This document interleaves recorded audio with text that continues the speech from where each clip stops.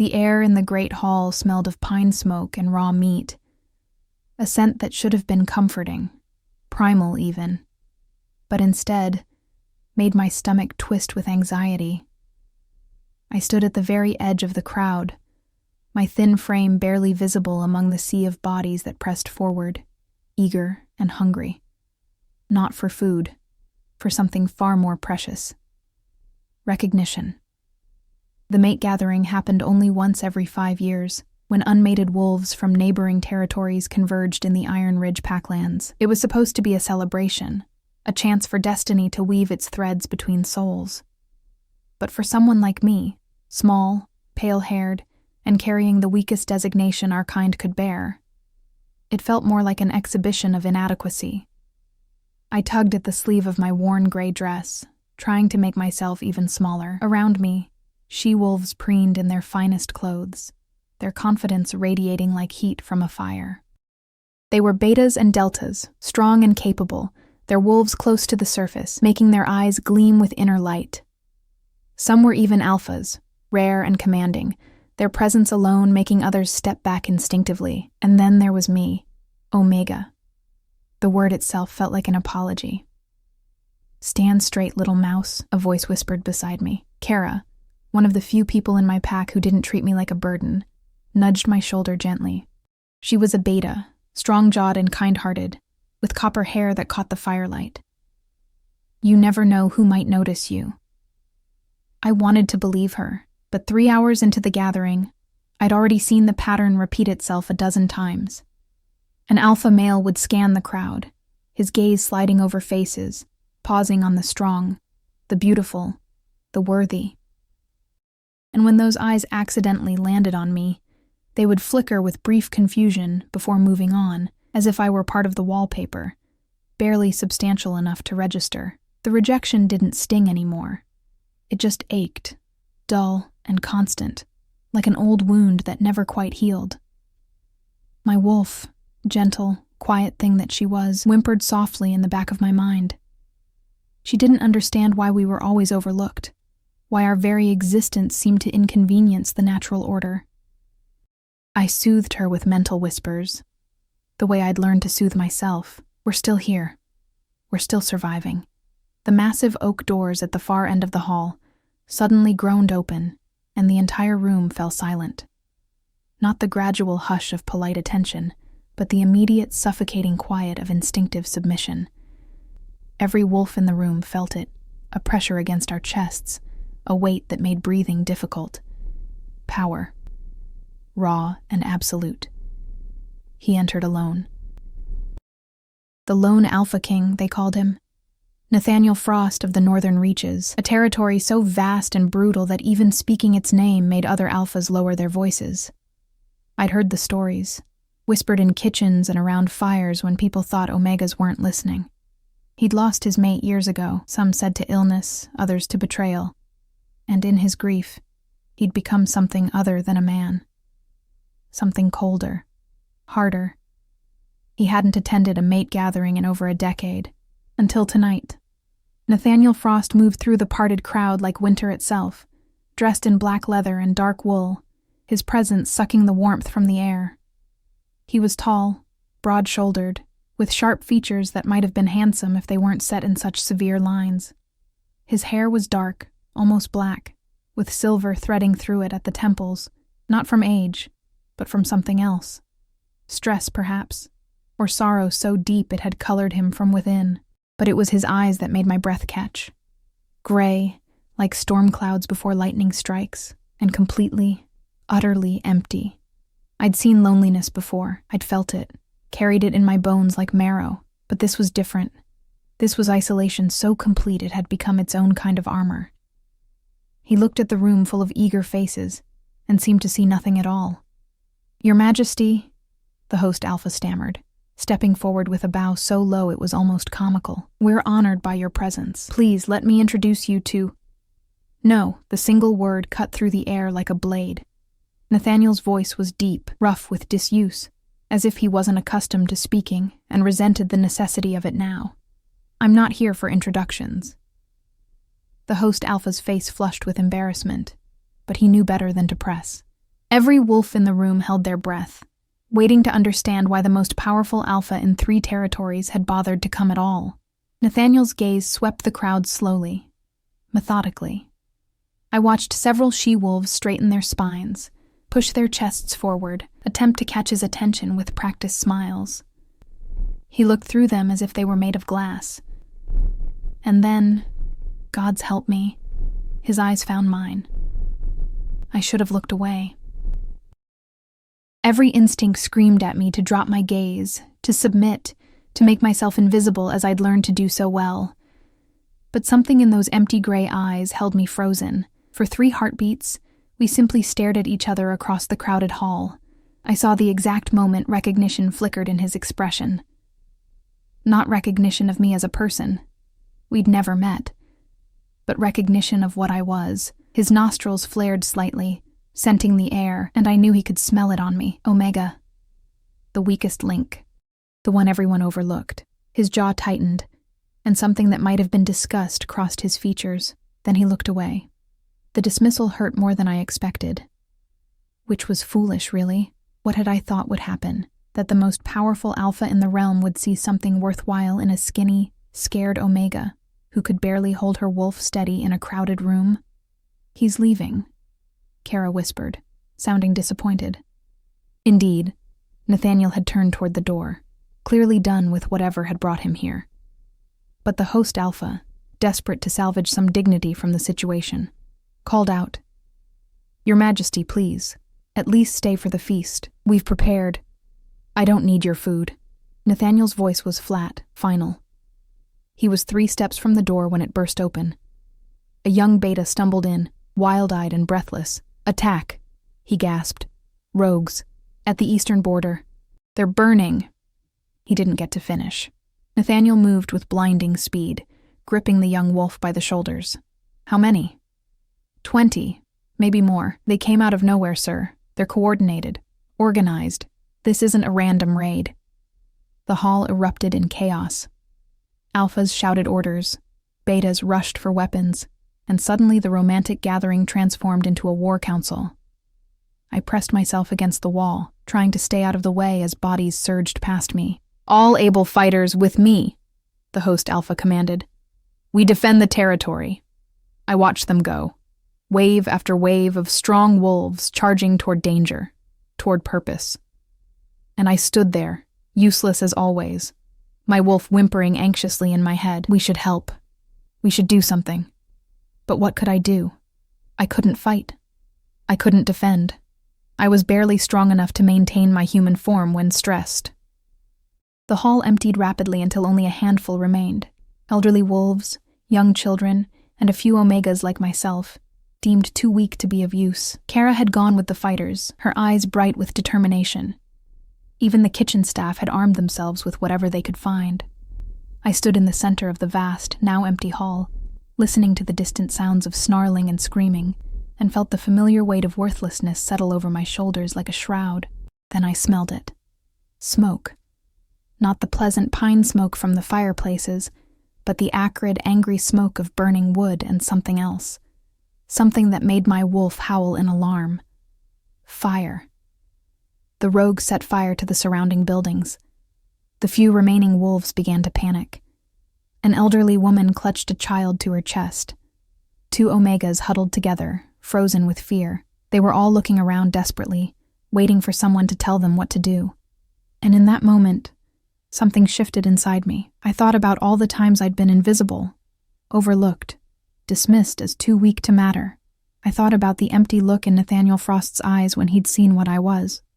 I thought about spending my entire life apologizing for existing, and I decided I was done apologizing. "The root cellar," I said, my voice stronger than I expected. When no one moved, I raised it louder. "The root cellar beneath the kitchen. It's stone. Fire can't reach it. We go there now." The elderly woman blinked at me. "But the fighters are busy defending the border. We defend ourselves."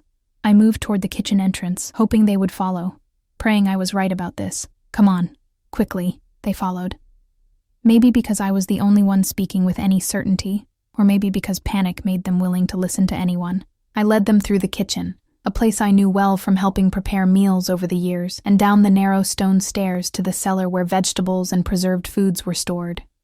It was cramped, dark, and cold, but it was safe. "Stay here," I told them firmly. "Stay quiet. I'll check on—" "Where are you going?" one of the other Omegas asked, her voice shrill with fear. Good question. Where was I going? The smart thing would be to stay hidden with them, wait for the fighters to return. But something pulled at me, insistent and urgent. A feeling I couldn't explain. I closed the cellar door behind me and climbed back up to the kitchen. The smoke was thicker now, seeping under doors and through cracks in the walls. My eyes watered, but I forced myself to move methodically, checking the massive hearth fires, making sure nothing would spread to the main hall.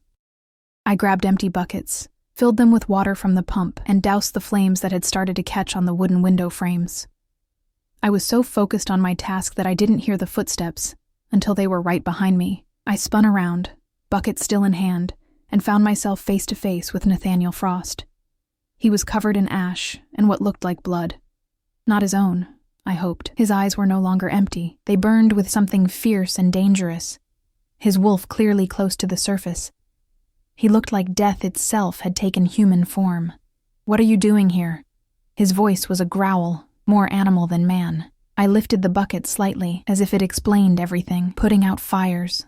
He stared at me for a long moment, and I realized with a start that he was injured. His left arm hung at an odd angle, and there was a gash along his ribs that bled freely through his torn shirt. "You're hurt," I said, stupidly stating the obvious. "It's nothing." "It's not nothing. You need—" I stopped myself, remembering who I was talking to. What I was. I had no right to tell an Alpha King what he needed. "I'm sorry. I should—" "Where are the others?" he interrupted, his tone sharp. "The ones who stayed behind?" "Safe. In the root cellar." Something flickered in his expression. Not quite approval, but maybe the absence of disapproval. He swayed slightly, and I realized his injury was worse than he was letting on. "You need to sit down," I said, more firmly this time, "before you fall down. I don't need— Please." The word came out softer than I intended, almost pleading. "Just let me help. It's all I can do. I'm not worth much, sir," but I swallowed hard, forcing myself to meet those burning gray eyes. "But I can cook, and I can clean wounds, and I can at least make sure you don't bleed to death in a kitchen while protecting people who'll never know your name." For the first time since I'd seen him, something like emotion crossed Nathaniel Frost's face. Surprise. He opened his mouth to respond, but whatever he was going to say was lost as his legs finally gave out beneath him and the lone Alpha King collapsed at my feet. I caught him before his head hit the stone floor. Barely. For someone who looked like he was carved from granite, Nathaniel Frost was surprisingly heavy, all dense muscle and dead weight. My wolf surged forward instinctively, lending me strength I shouldn't have possessed, and together we managed to ease him down without cracking his skull open. "Don't you dare die on me," I muttered, my hands already moving to assess the damage. The gash along his ribs was deep, still bleeding steadily, and his left arm was definitely dislocated. But it was the smaller wound at his shoulder that worried me most. The edges were black, spreading like ink under his skin. Poison. I'd seen it before, years ago, when rogues had attacked my birth pack. They coated their claws with nightshade extract, something that wouldn't kill a strong wolf but would certainly weaken them, slow their healing. For a human, it would be fatal. For an alpha of Nathaniel's strength, it was merely agonizing. My mind raced through options. I couldn't move him to the cellar, too risky with others there, and the stairs were too narrow. The kitchen would have to do. I grabbed a bundle of clean rags from the shelf, the medical kit we kept for cooking accidents, and the bottle of strong whiskey the head cook hid behind the flour sacks. "This is going to hurt," I told his unconscious form, then poured the whiskey directly into the poisoned wound. His eyes flew open with a roar that was more animal than human. Before I could react, his good hand shot out and gripped my throat. Not squeezing, not yet, but the threat was clear. His wolf stared at me through those gray eyes, feral and dangerous, deciding whether I was enemy or prey. "It's okay," I whispered, keeping perfectly still. My own wolf pushed calming energy forward, something Omegas were naturally good at, a soothing presence meant to de-escalate conflict. "I'm trying to help. The wound is poisoned. I need to clean it." For several heartbeats, we stayed frozen in that tableau, his hand at my throat, my hands covered in his blood, the kitchen filling with smoke and the distant sounds of battle. Then, slowly, recognition filtered back into his eyes. The grip loosened. "Omega," he said. And it wasn't a question or an insult, just an observation, colored with something I couldn't identify. "Yes," I agreed softly. "And you're badly hurt. Will you let me help you?" He studied my face for a long moment, and I wondered what he saw there. Fear, probably. I was afraid. Of him, of the situation, of my own inadequacy. But beneath the fear was something else. Determination. Stubbornness. The part of me that had decided somewhere between watching him collapse and catching him that I would not let this man die. Not tonight. Not on my watch. Why? The question was barely a whisper. "Because everyone else is busy fighting," I said practically. And because... I hesitated, then decided honesty was all I had to offer. Because I know what it's like to be alone, and no one should die alone if there's someone there who can help. Something shifted in his expression. A crack in that impenetrable armor. His hand fell away from my throat, and he nodded once, sharp and decisive. I worked quickly. The nightshade poison needed to be drawn out before it spread further, which meant pressing heated cloth soaked in salt water against the wound until the black veins began to recede. He endured it in silence, jaw clenched, sweat beading on his forehead. Only the occasional white-knuckled grip on the table leg betrayed his pain. "The others," he ground out between treatments. "In the cellar. How many?" 7. 2 elderly, 1 child, 4 Omegas, including myself. "Smart. Using the root cellar," he hissed as I applied another hot compress. "Most would have run. Running means dying tired," I said, repeating something Kara had once told me. At least hiding means dying rested. A sound escaped him that might have been a laugh if it hadn't been so sharp with pain. "Dark humor for an Omega. We're not all sunshine and compliance, sir." I moved to examine his dislocated shoulder, comparing the angles. This is going to be the worst part. Worse than the poison? Different kind of pain, fast and sharp instead of slow and burning. I positioned myself carefully, remembering the time I'd watched the pack healer relocate a young wolf's shoulder. I'd only seen it done once, but I had a good memory for details. "On 3? He nodded, bracing himself. 1. I pulled hard and fast, using my body weight to lever the joint back into place with a sickening pop. His roar rattled the pots hanging on the walls. For a moment I thought he might shift involuntarily, which would have been disastrous in the enclosed space. But he maintained control with visible effort, breathing hard through his nose, his wolf retreating back beneath his skin. "You said on 3, he gasped. If I'd counted to 3, you would have tensed up and made it harder. I was already wrapping his shoulder, securing the arm against his chest. The healer in my birth pack taught me that. Never give pain time to anticipate itself. Your birth pack. He watched me work with an intensity that made my hands want to shake. Not this one. No, I was transferred 3 years ago. Transferred was a polite word for it. Sold would have been more accurate. My birth pack had too many mouths to feed, and not enough resources. An Omega was an easy mouth to eliminate. The Iron Ridge Alpha needed kitchen help. "So, you cook." The way he said it made it sound less like a menial task, and more like a skill worth noting. I nodded. "And clean, and tend the gardens, and apparently play healer when Alpha Kings collapse in my workspace." This time I was certain. That was definitely the ghost of a smile tugging at his mouth. It disappeared quickly, but I'd seen it. The sounds of battle outside were diminishing. Either the fighters had won, or the rogues had retreated. Or worse. But I didn't let myself think about worse. I focused on cleaning the remaining scratches and cuts, on making sure all the poison had been drawn out, on wrapping his ribs tightly enough to support the muscles, but not so tight he couldn't breathe. My hands moved with practiced efficiency, but inside, I was acutely aware of every point of contact between us.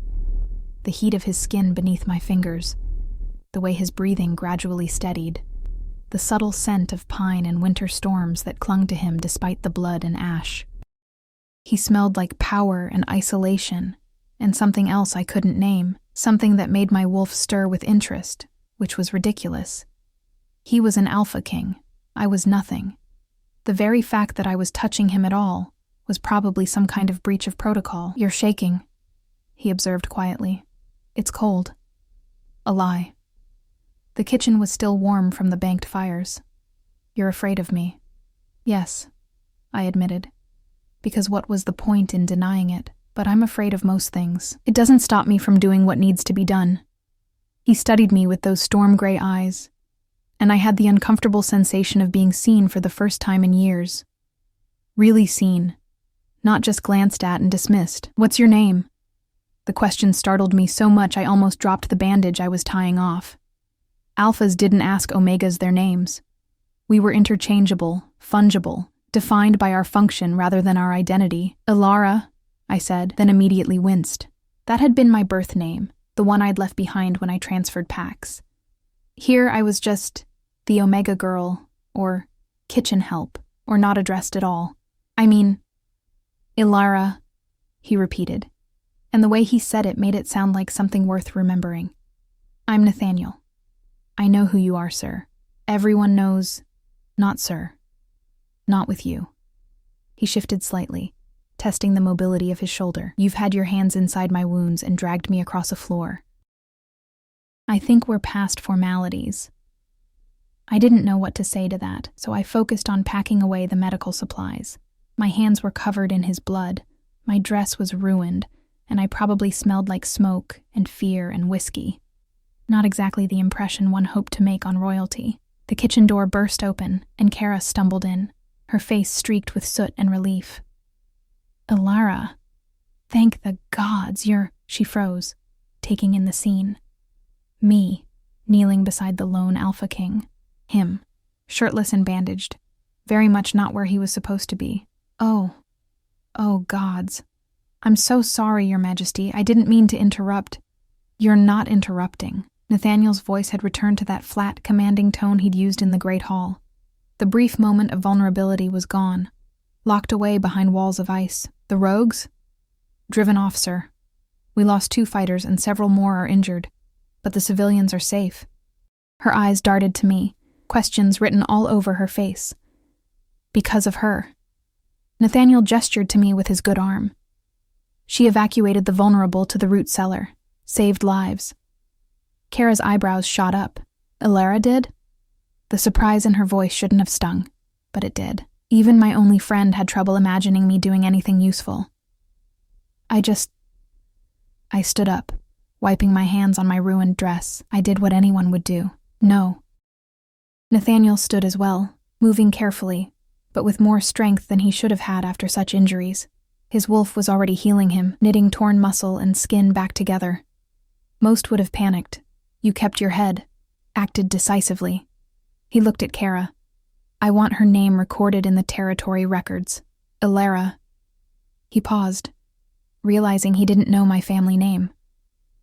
"Whitmore," I supplied quietly. "Ilara Whitmore. Ilara Whitmore saved lives tonight." "That should be remembered." Kara nodded, still looking bewildered. "Of course, Your Majesty." Other wolves began filtering into the kitchen. Fighters checking on the civilians, pack leaders assessing damage. The moment of strange intimacy evaporated as reality rushed back in. I was once again just the Omega kitchen help, and Nathaniel was the untouchable Alpha King, surrounded by his own guards who had appeared from somewhere, and now hovered protectively around him. I started to fade back toward the shadows, my usual position, but his voice stopped me. "Ilara."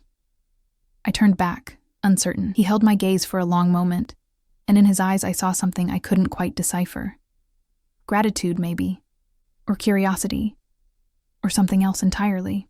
"Thank you," he said simply. 2 words, just 2 words, but they landed in my chest like stones dropped into still water, sending ripples through parts of me I'd thought long dead. I nodded, not trusting my voice, and slipped away into the controlled chaos of the aftermath. I didn't see him again that night. By the time I'd helped check on the others in the cellar, confirmed everyone was safe, and started the long process of cleaning the kitchen, he was gone. Returned to his territory in the north, according to the gossip that flew through the pack like wildfire. But 3 days later, a messenger arrived at the Iron Ridge pack house carrying a sealed letter addressed to me, an Omega, receiving official correspondence. The pack beta who handed it to me looked like he'd swallowed something sour. "This came from the northern reaches," he said, as if I couldn't read the seal myself. "From the Alpha King's personal secretary." My hands trembled as I broke the seal and unfolded the heavy parchment. The message was brief, written in a bold, slashing hand. "Elara Whitmore, the northern reaches has need of someone with your skills. Room, board, and wages well above standard rate. Position to begin at your earliest convenience. Should you choose to accept, a transport will be arranged. N. Frost." I read it 3 times, certain I was misunderstanding something. Alpha Kings didn't recruit Omega Kitchen help. They didn't send personal invitations. They didn't... Well? The beta's voice was sharp with impatience. "What does it say?" I folded the letter carefully, pressing it against my chest. "It says I have a choice to make. For the first time in 3 years, maybe for the first time in my life, someone was offering me not just a job, but a choice. A chance to be something other than invisible."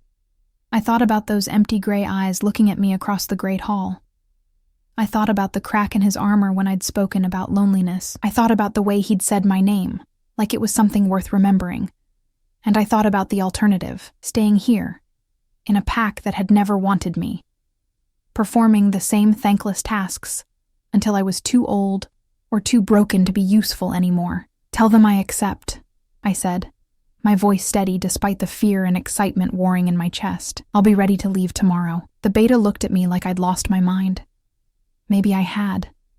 Maybe accepting an invitation to live in the territory of a grieving, isolated Alpha King was the worst decision I could possibly make.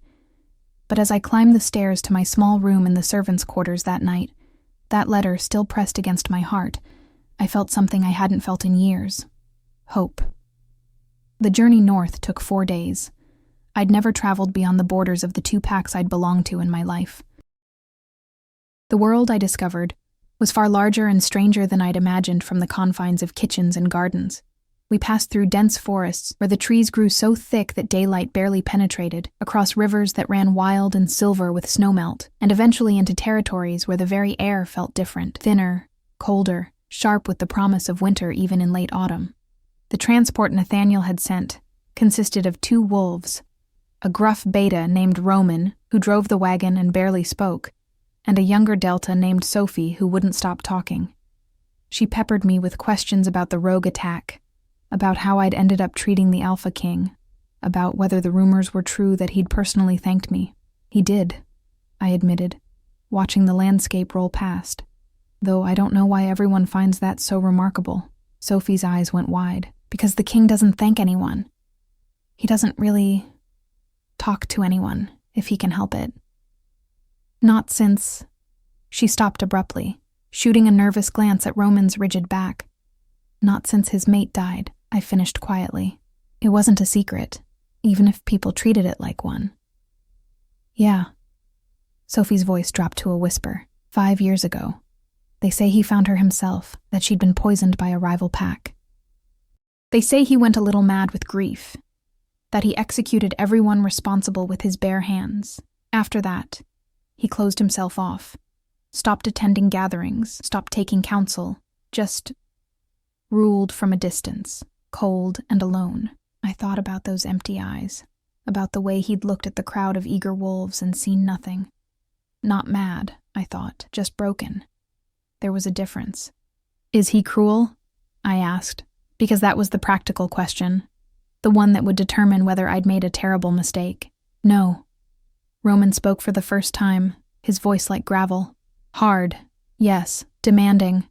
He expects excellence and doesn't tolerate weakness or deception, but not cruel. Fair in his way. He pays well, doesn't abuse his authority, and protects what's his absolutely. What's his? I was going to be part of his household, which meant falling under that umbrella of protection. The thought was both comforting and terrifying. We arrived at the northern reaches as the sun was setting on the 4th day, and my first glimpse of Nathaniel's territory stole the breath from my lungs. The pack house wasn't a house at all. It was a fortress carved into the mountainside itself, all dark stone and sharp angles, with towers that clawed at the sky like frozen fingers. Massive walls surrounded the compound, and everywhere I looked, I saw wolves on patrol, their eyes glowing in the gathering darkness. This wasn't a place built for comfort or beauty. It was built to endure, to withstand siege, to stand against anything the world could throw at it. Like its ruler, I thought. Built to survive, not to live. The interior was just as imposing. High ceilings, stone floors, tapestries that depicted battle scenes and historical victories. Everything was immaculate, ordered, controlled. It felt less like a home, and more like a military installation that happened to have bedrooms. A severe-looking woman with iron-gray hair and a Delta's bearing met us at the entrance. "Elara Whitmore?" "Yes, ma'am." "I'm Helena, head of household staff. You'll report to me." Her gaze swept over my travel-worn appearance with clear disapproval. "The king has specific expectations. You'll work in the private kitchen. He doesn't eat with the pack. Meals are prepared and delivered to his study or chambers. He's particular about schedules, cleanliness, and privacy. You do not speak to him unless spoken to. You do not enter his personal rooms without explicit permission. You do not gossip about him with other staff. Understood?" Each rule felt like a brick being added to a wall between us. So much for that moment of connection in the Iron Ridge kitchen. Here, I was just another servant, and he was the untouchable king. "Understood," I said quietly. "Good. Sophie will show you to your quarters. You start tomorrow at dawn." My room was small, but infinitely better than what I'd had at Iron Ridge. A real bed with clean linens, a window overlooking the mountains, a private wash basin. Luxury, by Omega standards. I should have been grateful. Instead, I felt hollow. What had I expected? That Nathaniel had brought me here because of some connection, some spark of understanding between two lonely souls? How foolish. He'd probably just recognized competence and decided to make use of it. I was a resource, nothing more. I unpacked my meager belongings, 2 dresses, a comb, a few books I'd managed to collect over the years, and tried to convince myself that this was still better than my previous situation. Better pay, better quarters, important work. It was more than most Omegas could hope for. So why did it feel like I'd made a mistake? I barely slept that first night. The silence was oppressive, broken only by the howling of wind through the mountain passes. At Iron Ridge, there had always been noise. Pack members coming and going, Kara's snoring in the next room, the general chaos of communal living. Here, I felt like I was the only person alive in a tomb of stone. Dawn came gray and cold. I dressed in my best remaining dress, a simple blue one that Kara had given me, and made my way to the private kitchen Helena had mentioned. It was, predictably, perfect. Everything in its place, gleaming copper pots hanging in precise rows, knives so sharp they could probably cut shadow, and completely, utterly empty of personality. No herbs drying in bundles, no recipe books worn soft with use, no signs that anyone had ever cooked with love or passion here. A list waited for me on the central table, written in that same bold hand I recognized from the letter. Breakfast, 6 a.m. sharp. Black coffee, 2 eggs, toast. No butter. Lunch, 12 p.m. Whatever is efficient. I don't care. Dinner, 7 p.m. Meat, vegetables, no sauces, no garnish.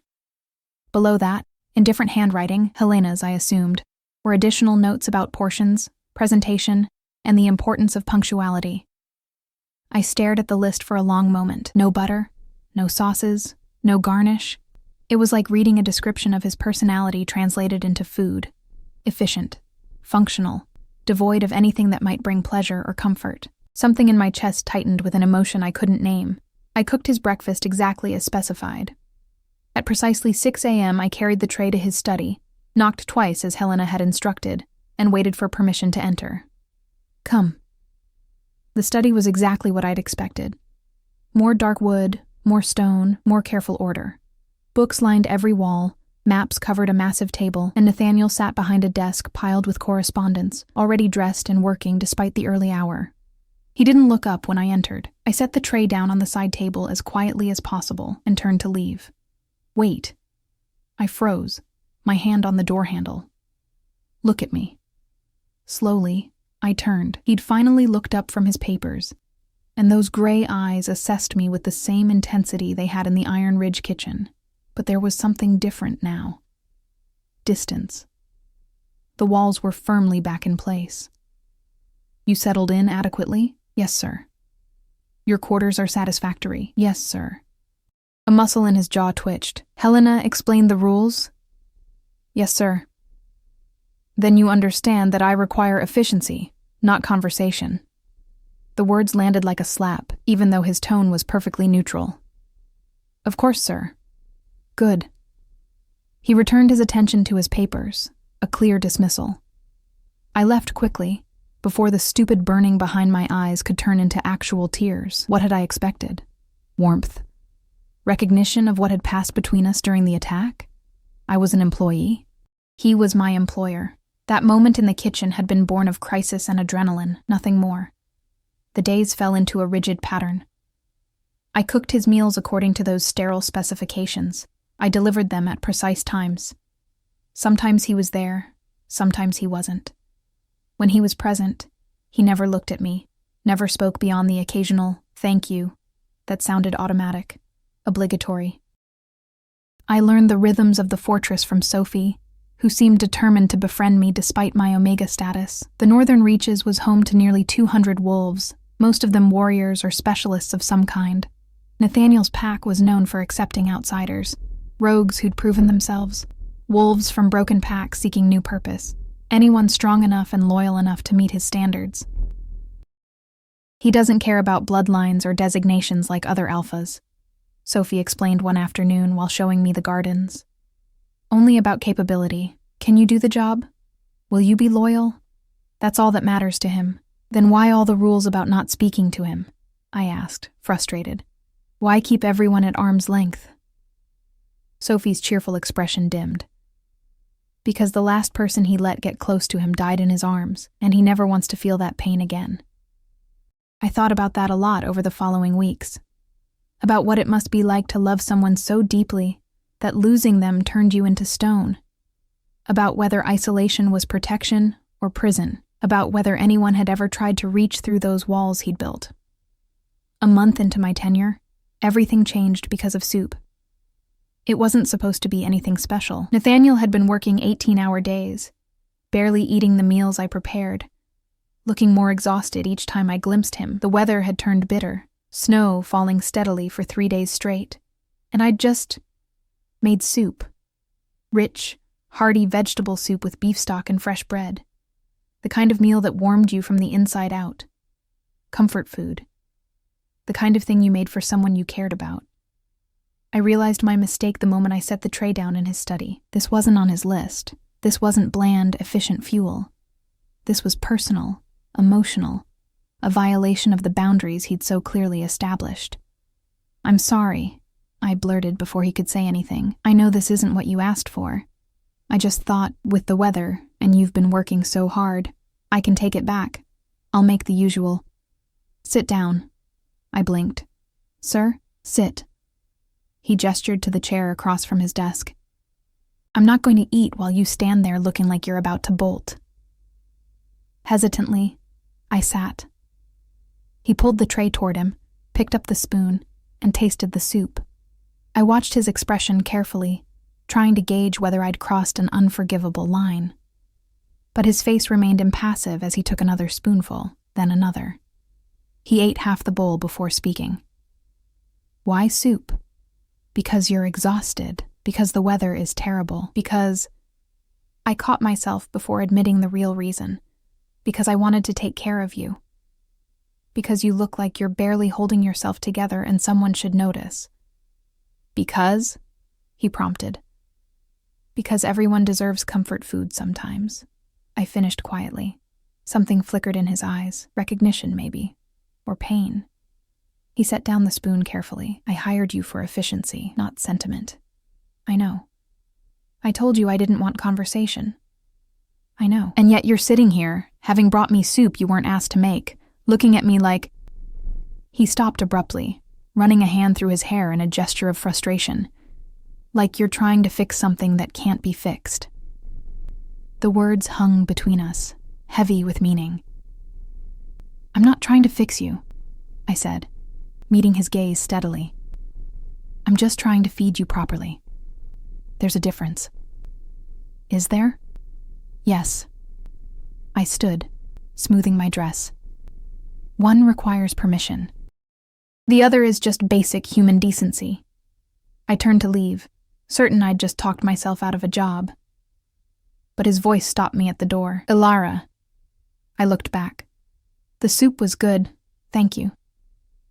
And there it was, that crack in the armor again, brief and quickly concealed, but undeniably present. You're welcome, I said softly, and left before I could do something foolish like smile. After that night, things shifted in subtle ways. He didn't change the meal specifications on the list, but he stopped commenting when I occasionally deviated from them. A side of roasted vegetables here, a dessert there, small additions that transformed fuel into actual food. He ate them without comment, but I noticed he always finished his plates on those days. And sometimes, not often, but sometimes, he would ask me to stay while he ate, just for a few minutes, just for brief exchanges that barely qualified as conversation. How are you finding the northern reaches? Cold, but beautiful. You're not homesick? I don't think I ever had a home to be sick for, sir. A pause. Nathaniel. When it's just us, call me Nathaniel.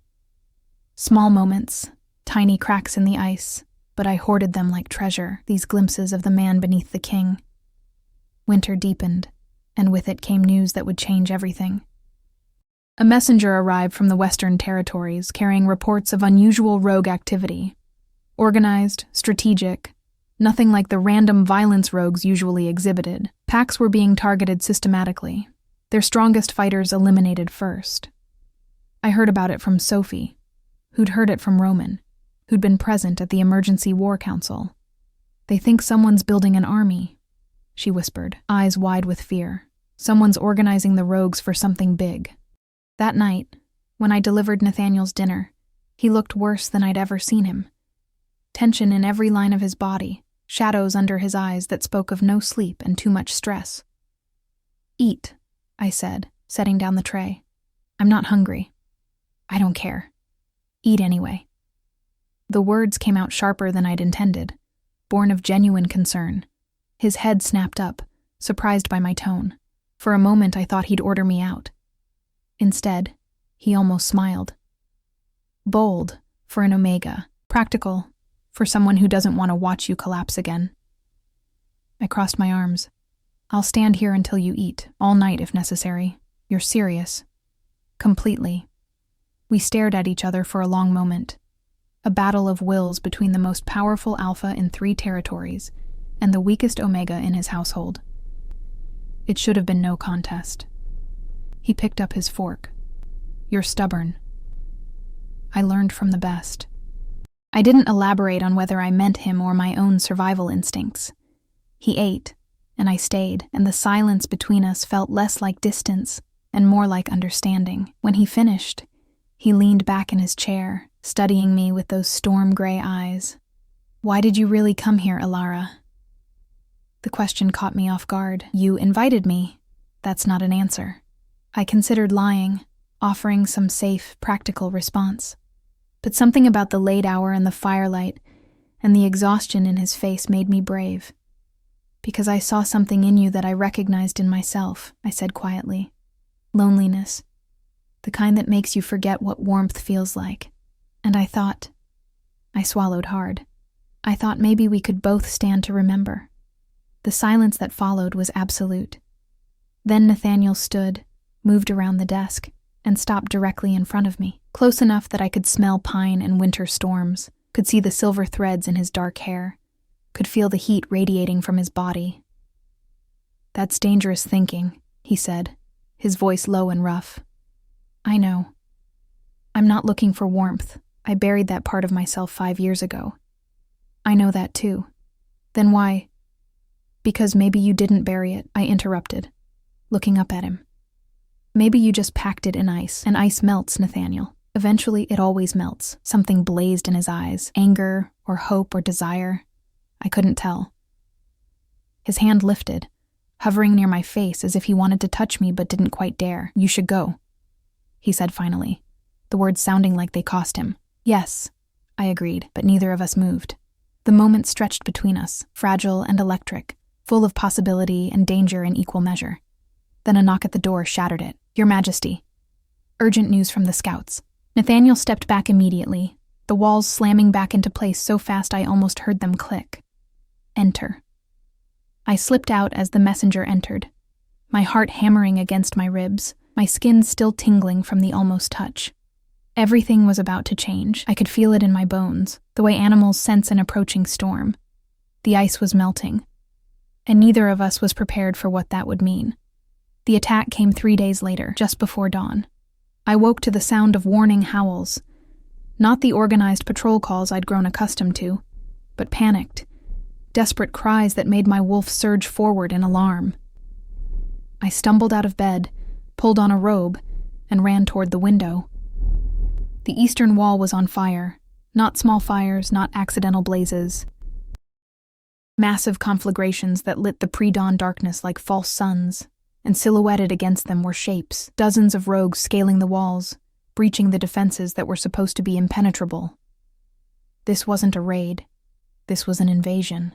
I ran into the hallway and nearly collided with Sophie, her face white with terror. "They're inside the compound," she gasped. "Helena's evacuating non-combatants to the lower levels. We have to—" An explosion rocked the fortress, sending us both sprawling. Stone dust rained from the ceiling, and somewhere below I heard screaming. "Go!" I told Sophie, pulling her to her feet. "Get to the lower levels. Help Helena with the others. What about you?" "I'll be right behind you." A lie. My mind was already racing, cataloging what I knew about the fortress layout, about defensive positions, about where Nathaniel would be, the study. He'd been working through the night again, planning defensive strategies against exactly this kind of coordinated assault. If the rogues had breached the main compound, his study would be one of their primary targets. Sophie ran toward the evacuation point, and I ran the opposite direction. The hallways were chaos, warriors rushing toward battle positions, servants fleeing toward safety, smoke beginning to fill the upper levels. I pressed myself against walls, made myself small and invisible as I'd learned to do so well, and navigated toward the study by sheer determination. I found him surrounded. The door to the study had been blown off its hinges, and through the smoke I could see Nathaniel fighting 3 rogues at once. He'd shifted partially, claws extended, fangs bared, eyes glowing with his wolf's power. He was magnificent and terrifying, moving with lethal grace as he tore through his attackers. But there were too many. Even as he downed 1 rogue, 2 more appeared from the smoke, and I could see what he couldn't from his position. A 4th rogue creeping through the shattered window behind him, claws coated with the same black poison that had nearly killed him at Iron Ridge. I didn't think. Thinking would have meant acknowledging that I was a weak Omega running toward danger instead of away from it, that I had no weapons and no combat training, that I was going to die. I just moved. The heavy candlestick holder was in my hands before I'd consciously registered grabbing it. I swung with every ounce of strength I possessed, catching the poisoned rogue in the side of the head just as he lunged for Nathaniel's unprotected back. The impact reverberated up my arms, and the rogue went down hard. Nathaniel spun, taking in the scene in an instant, me, standing over an unconscious rogue, holding a candlestick like a club, trembling from head to foot. "What are you doing here?" The roar was more wolf than human. "Saving your life. Again. You're welcome." Another explosion shook the building. The ceiling cracked ominously, and Nathaniel grabbed my arm, yanking me away from the falling debris. You need to evacuate now. So do you. This position is indefensible. I'm not leaving Your people need you alive more than they need you to make a glorious last stand in your study, I interrupted, surprising myself with my own vehemence. There are other defensive positions. Regroup, adapt, survive. For a heartbeat, he looked at me like he was seeing someone else, or maybe seeing me clearly for the first time. Then he nodded sharply. The inner sanctum. It's fortified, defensible. Can you make it there? Can you? Despite everything, the smoke, the danger, the building literally crumbling around us, he almost smiled. Stubborn. Practical. He shifted fully then, bones restructuring, fur rippling across his skin until a massive black wolf stood before me. He was easily twice the size of a normal wolf, all deadly power and primal grace. He jerked his head toward the door, an unmistakable command to follow. We ran through burning hallways, past ongoing battles, through sections of the fortress I'd never seen. Other wolves joined us, Roman appearing from a side corridor, bleeding but alive. 3 warriors I didn't know by name, Sophie, who'd apparently ignored my instruction to evacuate, and had armed herself with a kitchen knife. The inner sanctum was exactly what it sounded like. A fortified chamber deep in the mountain itself, accessible only through a hidden passage behind a false wall. Natural stone surrounded us on all sides, thick enough that even the explosions above sounded muted. Nathaniel shifted back to human form, immediately taking command. Status report. How many made it inside the compound? At least 50 rogues, sir, Roman reported. Maybe more. They had inside knowledge, knew exactly where the weak points were when the patrol shifts changed. This was planned. Casualties? Unknown. The warriors are holding the main courtyard, but we're outnumbered. I watched Nathaniel process this information, saw the tactical mind working behind those gray eyes. He was already planning, already calculating the best way to turn this disaster into a survivable situation. This was what he'd been trained for, what he'd built himself into. A weapon designed to protect his people at any cost. We need to cut off their supply line, he said, moving to a map spread across the table. Roman, take a team through the northern tunnel. Come up behind their position. They'll expect attacks from the front, not the rear. Begging your pardon, sir, but you need to stay here. If they're targeting you specifically, then they'll expect me to hide, which means they won't expect me to attack. Nathaniel's voice was cold, final. I'm not cowering in a cave while my people die defending me, Nathaniel. I spoke without thinking, drawing everyone's attention. Using his name in front of others was a breach of protocol, but I was beyond caring about protocol. Roman's right. You're not a warrior who can be replaced. You're the Alpha King. If you die, the northern reaches falls apart. Every wolf here depends on your leadership. His jaw tightened. And what would you have me do? Send others to fight while I hide? I'd have you be smart. I moved to stand beside him at the map, ignoring the shocked stares from the others. You want to cut off their supply line? Fine. But send Roman and the warriors to do it. You coordinate from here. Command, lead. Use that brilliant tactical mind instead of brute force. The silence that followed was deafening. I'd essentially told the Alpha King how to do his job, in front of his subordinates, during a crisis. Any other Omega would have been punished severely for such insolence. Nathaniel looked at me for a long moment. Then, incredibly, he turned to Roman. She's right. Take 12 warriors through the northern tunnel. I'll coordinate secondary strikes from here. He began marking positions on the map, issuing orders with crisp efficiency. The warriors dispersed to their assignments, leaving Sophie and me with a handful of others, older wolves, young ones not yet battle-ready, 2 pregnant females, the non-combatants who needed protection. You could have evacuated, Nathaniel said once the others had left. He was still studying the map, but I knew the words were directed at me. You should have. I told you before. I know what it's like to be alone. I moved to check on the pregnant females, making sure they were comfortable. Nobody should face the end alone if there's someone who can stand with them. This isn't the end. Good. Then I'll have company while we wait for victory. That almost smile again, gone as quickly as it appeared. When this is over, we need to discuss your complete disregard for proper behavior. Looking forward to it. The battle raged for hours. Reports came in through runners. The northern strike had worked. The rogues were being pushed back. Casualties were heavy on both sides. Nathaniel directed his forces like a master chess player, anticipating moves, countering strategies, turning the tide through pure tactical brilliance. I did what I could, which meant tending to the wounded who were brought down to the sanctum, preparing food and water for the warriors between sorties, keeping the non-combatants calm. It wasn't heroic or glorious, but it was necessary. And I watched Nathaniel work, saw the weight of every life lost settling on his shoulders, saw him make impossible decisions with steady hands because someone had to. This was leadership, not the distant, cold king I'd imagined, but someone who carried the burden of every soul under his protection. By the time the all-clear signal finally came, the sun was high in the sky. We'd survived. Barely. The fortress was devastated, walls breached, buildings burned, the courtyard stained with blood, 32 wolves dead, twice that many injured.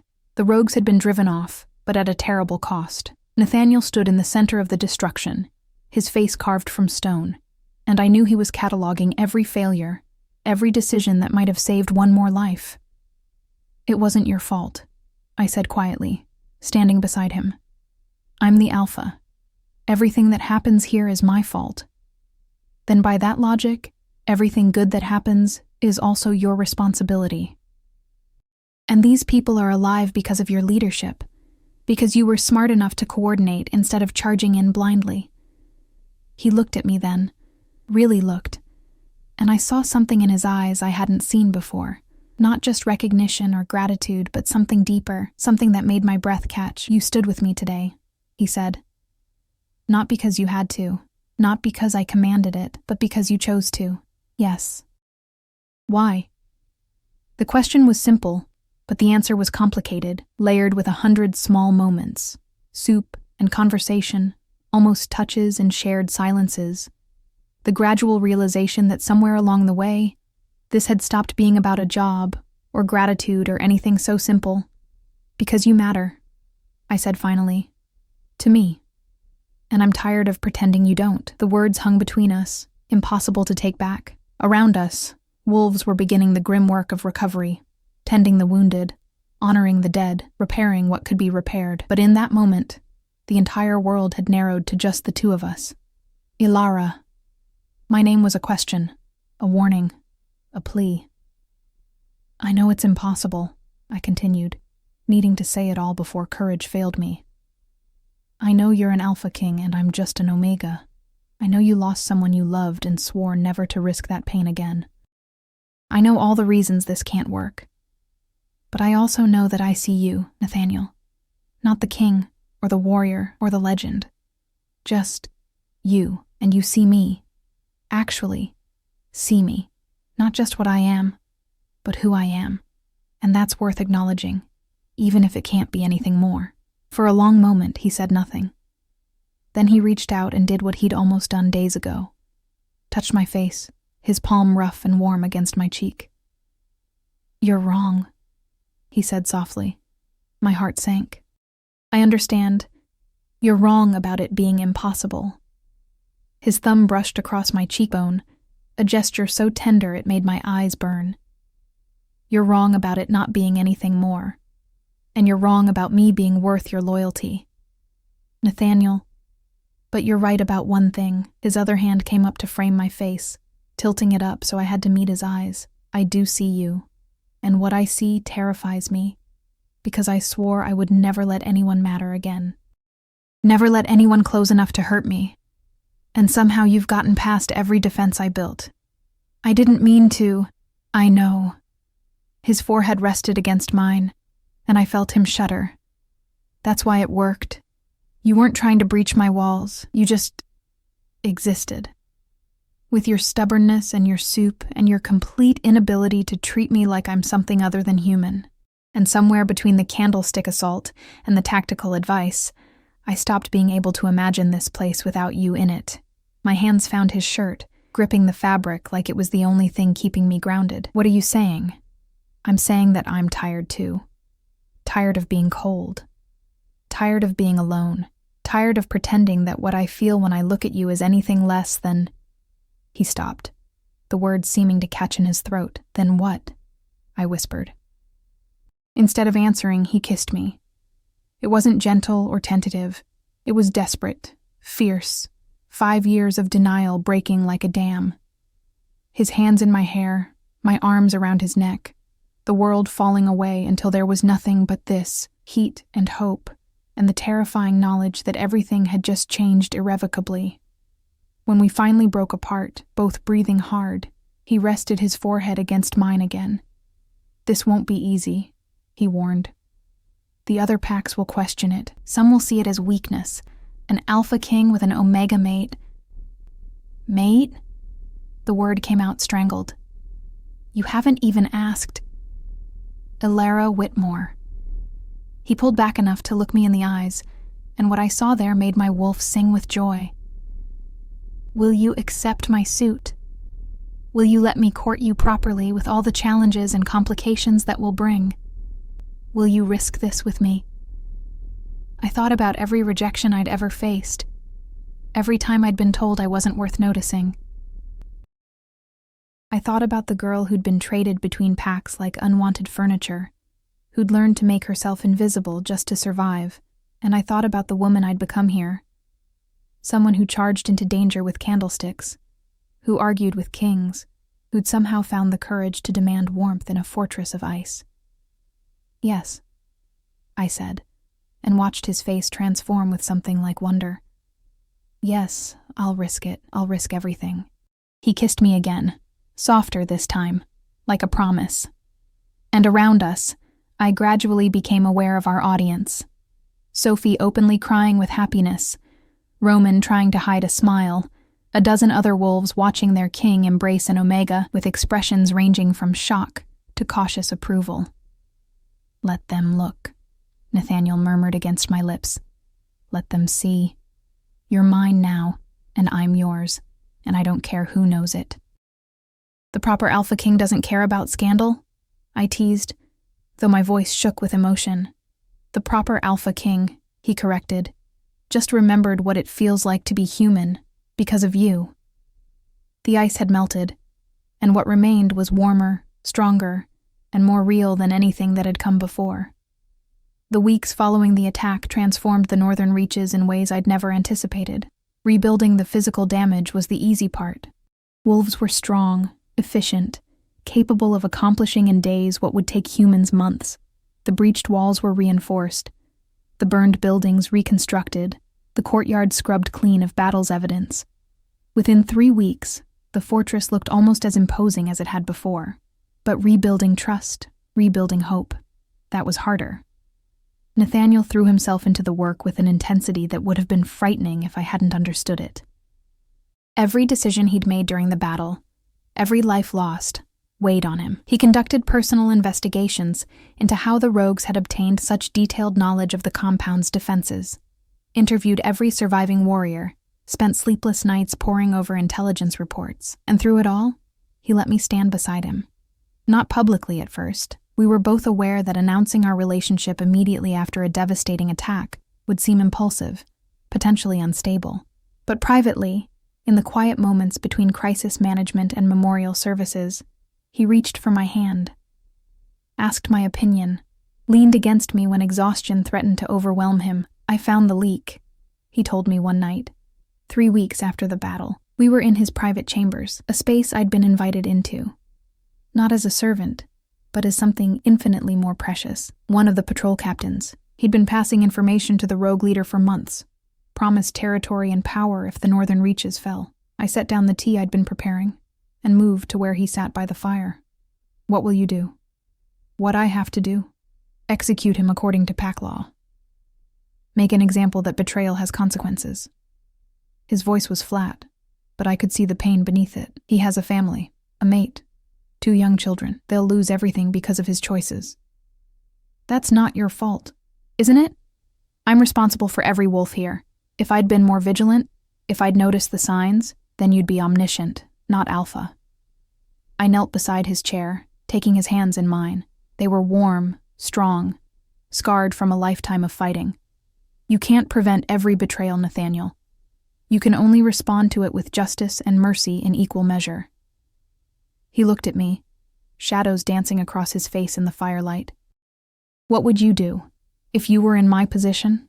I'd remember that his family didn't betray you. His mate and children are victims of his choices, too. I squeezed his hands gently. Execute him if the law demands it. But don't punish innocents for his crimes. Let them stay if they wish, or help them relocate if they can't bear to remain. Show your pack that justice doesn't require cruelty. Something shifted in his expression. Relief, maybe, or validation. You see things clearly, without all the complications of power and precedent clouding your judgment. I see things as someone who was almost punished for existing, I corrected. As someone who knows what it's like to be collateral damage in someone else's story. He pulled me up into his lap, wrapping his arms around me with a possessiveness that made my wolf purr contentedly. You're never going to be collateral damage again. I promise you that. Don't make promises you can't keep. I don't. He pressed his lips to my temple, a gesture that had become familiar over these weeks. Which is why I need to ask you something. I twisted to look at him properly. That sounds ominous. The winter gathering is in 2 weeks. Every major alpha within 3 territories will be there, along with their highest-ranking pack members. It's political theater. Alliances are formed, disputes are settled, status is reinforced. He paused, and I could feel the tension in his body. I want you there. With me. Publicly. My stomach dropped. Nathaniel, I know what it is. I know what it means. His hands tightened on my waist. It means declaring my intentions toward you in front of everyone who matters. It means facing down centuries of prejudice about alphas and omegas. It means potentially damaging diplomatic relationships with packs who see this as weakness or madness. Then why? Because hiding you feels like a betrayal of everything you are. Everything we are. His gray eyes burned with intensity. Because I spent 5 years locked in ice, and you melted it, and I refused to go back to that frozen existence just to maintain political comfort. Because you deserve to be acknowledged, celebrated, not hidden away like a shameful secret. Tears pricked at my eyes. People will talk. They'll say terrible things. Let them. They'll question your judgment. They can try. Some will see me as a weakness they can exploit. Then they'll learn very quickly that you're the opposite. He cupped my face in his hands, forcing me to meet his gaze. Alara, you charged at a poisoned rogue with a candlestick. You argued tactical strategy with me in front of my warriors. You've survived rejection and displacement and a system designed to crush people like you. And you're still here, still fighting, still choosing compassion over bitterness. You're not my weakness. You're proof that I'm still capable of being human. You're really sure about this? I've never been more sure of anything. I kissed him then, pouring everything I felt into it. Gratitude and fear and love and desperate hope that somehow we could make this impossible thing work.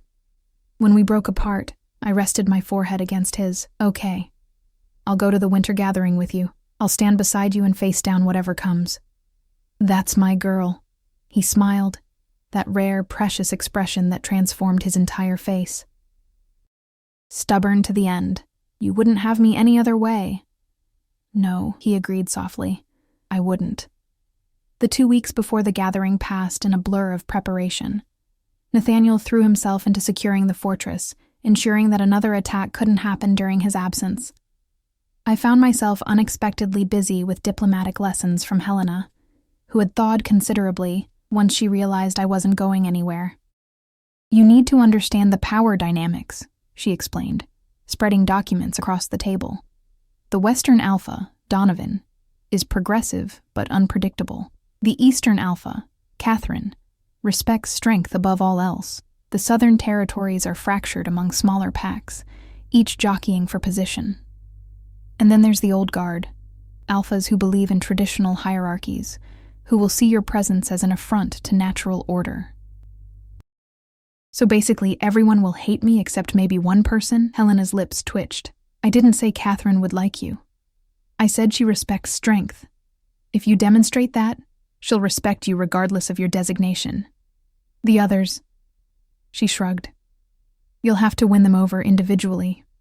Or not. His Majesty doesn't actually need their approval. But it would make his life easier if he had it. Yes. Helena studied me with those sharp eyes. You're thinking politically? Good. An Alpha King's mate needs to be more than just decorative. She needs to be an asset. The word mate still sent thrills through me, even though Nathaniel and I hadn't completed the bond yet. We were courting properly, taking time despite the intensity of our feelings. There were rituals to observe, permissions to seek from the Pack Council, preparations to make. But everyone knew. The entire fortress buzzed with the news that their cold, isolated king had chosen an Omega. The reactions were mixed. Some wolves, especially the younger ones, the outsiders who'd found acceptance here, were openly supportive. Sophie had literally cried with joy. Roman had given me a solemn nod and said, "You're good for him. Don't let the bastards convince you otherwise." Others were less enthusiastic. I caught suspicious glares, overheard whispered conversations that stopped when I entered rooms. One beta had cornered me in the hallway to inform me that I was ruining centuries of tradition and didn't know my place. Nathaniel had nearly torn the man apart when he found out. It had taken both Roman and me to calm him down, to convince him that violence would only prove the critics right. "They're testing you," I'd told him, holding his face between my hands until he focused on me instead of his rage. "Testing whether you'll lose control, whether I make you weak. Don't give them that satisfaction." He'd forced himself to breathe, to center. "How are you so calm about this? Because I've been hearing that I don't know my place my entire life. I'm used to it." I'd smiled, though it hurt. "The difference is, now I have someone who thinks my place is beside him. That makes the rest bearable." The night before the gathering, Nathaniel came to my chambers carrying a wooden box. "I have something for you," he said, setting it on the table between us. I opened it carefully and gasped. Inside lay a dress unlike anything I'd ever owned. Deep midnight blue that seemed to shift to silver in the light, embroidered with intricate patterns that resembled both stars and snowflakes. The fabric was exquisite, clearly expensive, designed to make a statement. "Nathaniel, I can't." "You can and will." He pulled the dress from the box, letting it unfold to its full length. "Tomorrow, when we walk into that gathering, I want everyone to see you as I see you. Not as an Omega in service, as my equal, my choice, my future. It's beautiful. You're beautiful." He set the dress aside and pulled me close. "And tomorrow you're going to shine so brightly that everyone who ever overlooked you will realize exactly what they missed." The gathering took place in neutral territory, a massive lodge built specifically for these events, grand enough to accommodate hundreds of wolves. We arrived in late afternoon, and I could feel the stares before we even entered. Nathaniel had dressed formally, all black leather and silver fastenings, looking every inch the warrior king. I wore the midnight dress, my pale hair braided with silver threads, trying to project a confidence I didn't entirely feel. His hand found mine as we approached the entrance. "Ready?" "No, but let's do it anyway." We walked in together, and the room fell silent. Every eye turned toward us. I felt the weight of their attention like physical pressure. Saw expressions ranging from curiosity to shock to barely concealed contempt. Nathaniel's grip on my hand tightened, a silent reminder that I wasn't alone. "The Alpha King, Nathaniel Frost of the Northern Reaches," the herald announced. "And his companion, Ilara Whitmore." Companion. A polite word that everyone knew meant much more. We moved through the crowd, and I watched the political calculations happen in real time. Some alphas approached to offer respectful greetings, their expressions carefully neutral. Others maintained their distance, making their disapproval clear through absence. Alpha Catherine of the Eastern Territories was the first to approach us directly. She was tall, muscular, with iron gray hair and eyes that missed nothing. "Frost," she greeted, then turned those sharp eyes on me. "And this is the Omega everyone's talking about, Ilara Whitmore," I said, meeting her gaze steadily. "It's an honor to meet you, Alpha Catherine, is it?" She circled me slowly, evaluating. You're causing quite a stir. Many here think the king has lost his mind. And what do you think? A bark of laughter. I think anyone who can get Nathaniel Frost to smile again must have some steel in them, regardless of designation. She looked at Nathaniel. She stood with you during the rogue attack. She did more than stand. She saved my life, organized evacuations, provided tactical advice that turned the battle. Pride colored his voice. She's stronger than most warriors I know. Strength comes in many forms, Catherine agreed. Very well. You have my support in this, Frost. Anyone who objects can take it up with me. It wasn't a ringing endorsement, but coming from Catherine, it was practically a declaration of alliance. Other alphas noticed, and I saw the political landscape shift subtly in our favor. Not everyone was convinced. Alpha Marcus from the southern lowlands made his displeasure clear throughout the evening, his sneers and whispered comments drawing a small crowd of like-minded traditionalists. But Nathaniel ignored him with impressive discipline, focusing instead on strengthening relationships with those who mattered. The formal dinner was an exercise in endurance. I was seated beside Nathaniel at the high table, a position of honor that drew continued stares. Courses came and went, each one an opportunity for subtle political maneuvering through table placement and conversation. Tell me, Miss Whitmore, Alpha Donovan said from across the table, his tone friendly, but his eyes calculating. What does an Omega bring to an alliance with the most powerful Alpha in 3 territories? Beyond the obvious, domestic comforts. The implication was clear and insulting. Nathaniel's hand tightened on his knife, but I placed my hand on his arm, a gentle restraint. I bring the same thing any strong partnership brings, I said calmly. A different perspective, complementary skills, the ability to see clearly when emotions run hot. And yes, domestic comforts, because someone needs to make sure the most powerful Alpha in 3 territories actually eats and sleeps, instead of working himself to death. A few chuckles around the table. Donovan's eyes narrowed. Pretty words. But when the next crisis comes, will you stand with him? Or will you need protecting like every other Omega? I already stood with him, I replied, holding his gaze. During the rogue attack, I evacuated civilians, treated wounded warriors, and knocked a poisoned enemy unconscious before he could kill the king. So to answer your question, yes, I'll stand with him. Because that's what partners do. Silence. Then Catherine laughed, loud and approving. She has a spine, Donovan. Perhaps you should be less concerned with her designation and more impressed by her actions. The conversation moved on, but I'd made my point. I wasn't decorative. I wasn't helpless. I was here because I'd earned my place, not because Nathaniel had taken pity on me. After dinner, there was dancing. Nathaniel pulled me onto the floor despite my protests that I barely knew how. Just follow my lead, he murmured, one hand at my waist, the other clasping mine. And ignore everyone else. Right now it's just us. We moved together, and despite my inexperience, something about it felt natural. His strength guiding me, my trust allowing him to lead. The 2 of us finding rhythm together. You were magnificent tonight, he said softly. The way you handled Donovan, Catherine's approval, you're winning them over. Not all of them. No. But enough. He spun me gently, and when I came back to him, his eyes were serious. Ilara, there's something I need to ask you.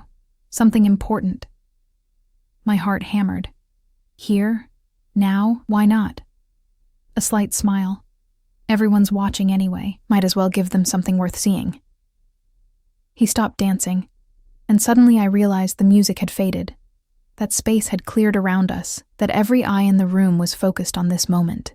Nathaniel dropped to one knee. Ilara Whitmore, he said, his voice carrying through the silent room. You came into my life when I thought I was beyond saving. You melted ice I'd packed around my heart. You challenged me, stood with me, showed me that strength isn't about shutting the world out. It's about choosing who to let in. He pulled out a small box, opening it to reveal a ring, silver with a dark blue stone that matched my dress. I'm asking you, in front of everyone who matters, to be my mate, my partner, my queen. Will you accept my bond? Tears streamed down my face. Around us I heard gasps, whispers, the rustle of hundreds of wolves watching history happen. Yes, I said, not caring who heard, who approved, who thought this was madness. Yes, I'll accept your bond. I'll be your mate. I'll stand with you always. He slipped the ring onto my finger and stood, pulling me into a kiss that probably scandalized half the room and delighted the other half. When we broke apart, the room erupted, some in applause, some in shock, some in what sounded suspiciously like protest. But it didn't matter, because Nathaniel held me close, his forehead resting against mine, and whispered, "You're mine now. Officially. Forever." "Forever," I agreed. The bond ceremony happened 3 days later, back in the northern reaches, witnessed by our pack. It was traditional. Ancient words, ritual markings, the moment when Nathaniel's teeth sank into my shoulder, marking me as his mate before the entire pack. The pain was sharp, brief, and then flooded away in a wave of connection so intense it stole my breath. I felt him in my mind, his emotions tangling with mine, love and possessiveness, and fierce protectiveness, and joy so deep it hurt. And beneath it all, relief. As if he'd been waiting his entire life for this. For me, for the feeling of being complete. When my turn came to mark him, an omega marking an alpha, a reversal of typical tradition that drew shocked murmurs, he tilted his head without hesitation, offering his throat in ultimate trust. My teeth found the junction of his neck and shoulder, and his blood on my tongue tasted like lightning and winter storms and coming home. Mine, my wolf sang, finally understanding what we'd been missing, ours. His wolf answered, fierce and possessive and absolutely certain. The celebration afterward lasted until dawn. Sophie cried again. Roman actually smiled. Helena gave me a brief, fierce hug and whispered, "Make him happy. He deserves it." As the sun rose over the mountains, Nathaniel and I stood on the high balcony overlooking the compound, his arms wrapped around me from behind, his chin resting on top of my head, the bond between us humming with contentment. "Do you regret it?" I asked. "Choosing me despite everything? Do you regret accepting?" I asked first. "No," he said firmly. "Never. You're the best decision I've ever made, even if half the packs in 3 territories think I've lost my mind." "Only half?" His chest rumbled with laughter against my back.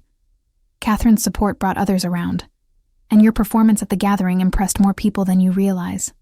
You're not just my mate, Alara. You're going to be an extraordinary queen. I don't know how to be a queen. Neither did I know how to be anything other than alone." He turned me in his arms, tipping my chin up so I had to meet his eyes. "We'll figure it out together, like we figure out everything, stubbornly, practically, and with occasional candlestick violence." I laughed, the sound lighter than I'd ever heard from myself.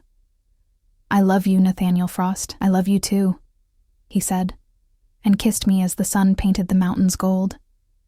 My stubborn, brave, impossible Omega Queen.